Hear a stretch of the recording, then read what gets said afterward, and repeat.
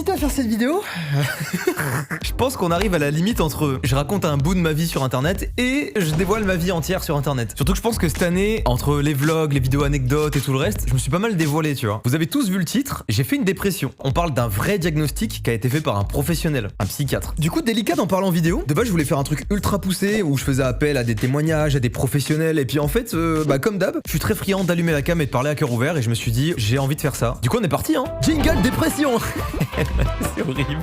Du coup, deux choses. La première, c'est que le but, c'est pas de me mettre en position de victime et d'attiser votre pitié en mode oh le pauvre, gneu. J'ai pas envie de ça du tout. J'espère que c'est pas l'image que ça va envoyer. Aujourd'hui, je considère aller bien. Je me sens vraiment bien dans ma vie, mais de toute façon, je pense que vous l'aviez capté, là, avec les vlogs et tout, ça se voit, genre. Deuxième chose, j'ai vraiment envie de parler de mon ressenti personnel, de mon expérience, quoi. C'est pas parce que vous avez le même symptôme que moi que vous êtes dépressif et tout, c'est vraiment propre à moi, quoi. Pour ce faire, je vous propose de remonter un petit peu en arrière. En 2016, j'arrête mes études pour me lancer sur YouTube. De décembre à avril, ça ne marche pas. Je passe les pires mois de ma vie, je perds 10 kilos durant ce laps de temps. Confronté à mon échec et tout, je me dis putain comment je vais faire, commence à faire des lettres de motivation, des CV. Vous connaissez la musique, je vous l'ai déjà raconté 52 fois. Avril 2017, 6 mois après, boum, j'explose. Par mes propres moyens avec une vidéo en voiture qui s'intitule Déstabiliser un homme qui passe le permis. Merci à ce moniteur d'auto-école, on l'embrasse. Je suis trop heureux, je vis ma meilleure vie et hop, ellipse. Novembre 2017, j'ai 200 ou 300 000 abonnés et j'intègre la Redbox. On l'annonce publiquement, ça y est, le bâtiment est là. Wouhou, let's go!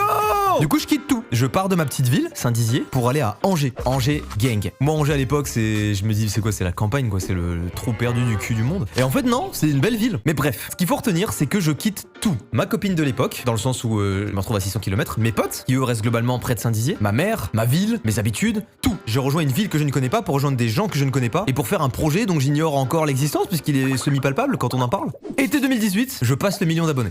Vraiment, je vis une explosion. Je me suis même posé la question si j'ai pas été à un moment un record. Je vous affiche les statistiques maintenant, c'est le nombre de personnes qui s'abonnaient à ma chaîne jour après jour.